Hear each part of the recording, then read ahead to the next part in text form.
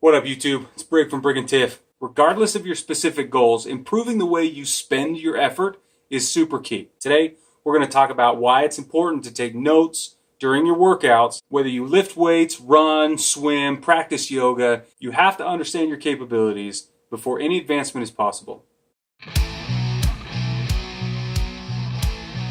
First things first, when I lift weight, I always plan ahead of time exactly what I'm going to do. I've seen a lot of people use a notebook and pen. I used to do that. Now I just use my cell phone. It's got my tunes on it or an audiobook or whatever I'm doing. And I just use a memo pad on my cell phone. I track everything in a running list so that every time I work arms or legs or whatever it is, it's in that running memo.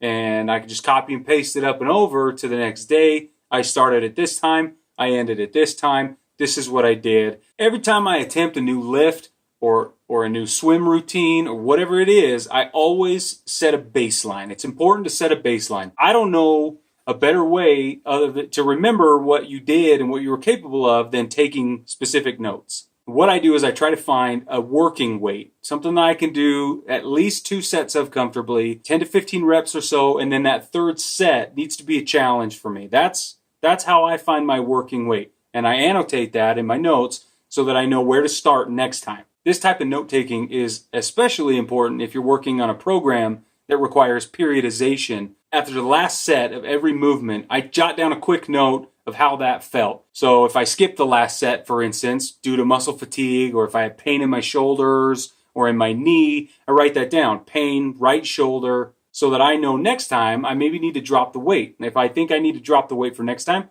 I annotate that. It works the same way if you want to move up weight.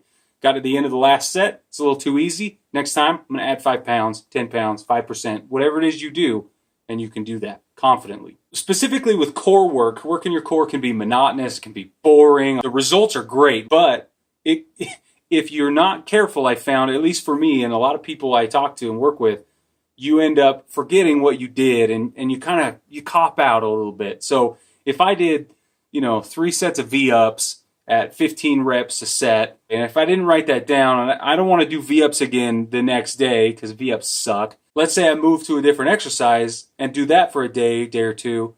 Then I try to go back to V-ups, partly because I hate V-ups. I'm probably not gonna do all 3 sets, and even if I do, I may not force myself to go to 15. But by having a note that says next time you do V-ups, you gotta try to go 3 by 15 because that's where you did last time. And there's no sense in moving backward if you don't have to. So instead of cheating yourself out of effort, and instead of cheating yourself out of momentum, write it down, take the note, talk about how you felt about it, and that's how you succeed. That's how you use fitness by the numbers when you take notes. Now, when it comes to swimming, many swimmers do not have the benefit of a coach on hand that sets up their workouts, tracks their swim. The minute you get out of the pool, you need to stop and write down what you did as soon as possible. You don't want to forget what you did so that you don't regress in your progress. It's the same thing when you're tracking times, okay? If you're tracking that the last time you did a 100-meter freestyle, you did it in a certain amount of time, okay, and it felt like this, the next time you want to meet at least that time, if not improve, right? That's why you work. You're not going to remember. Do not count on yourself to remember. That's how you fail. Count on yourself to write it down so that you don't have to put that in your brain and remember.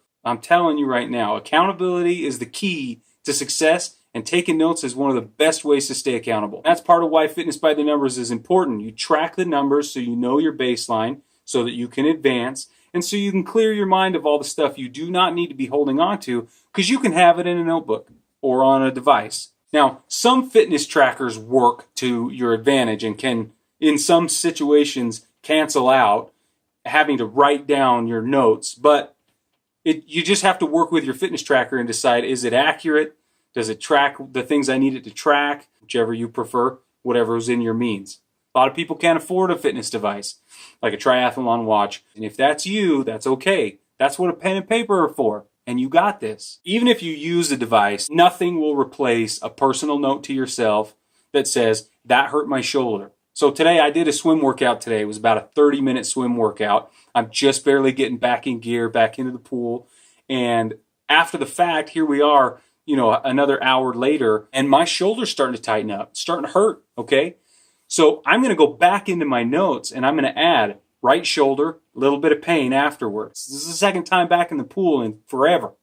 So I got to figure out what solutions are going to work, and I got to annotate those. Another benefit of taking notes is injury prevention, especially if you're working with a physical therapist. I can take those notes in and say, hey, look, Jack, when I did this work, okay, and I did this lift, this part of my body started to hurt, and I don't know why. And a physical therapist can use your information and that note and the reminder you have for yourself to help you improve and get better so you don't hurt yourself. Knowledge is power. So stay tuned.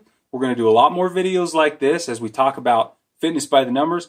Remember, I'm getting back in gear. I think you should too. I'm available on Twitter and Instagram. If you liked this video and you thought it was useful, hit the like button below. If you want to make sure you don't miss any of our content, hit the subscribe button and don't forget to click the bell. So if you need anything, please let me know. If you have questions, hit me up on Twitter.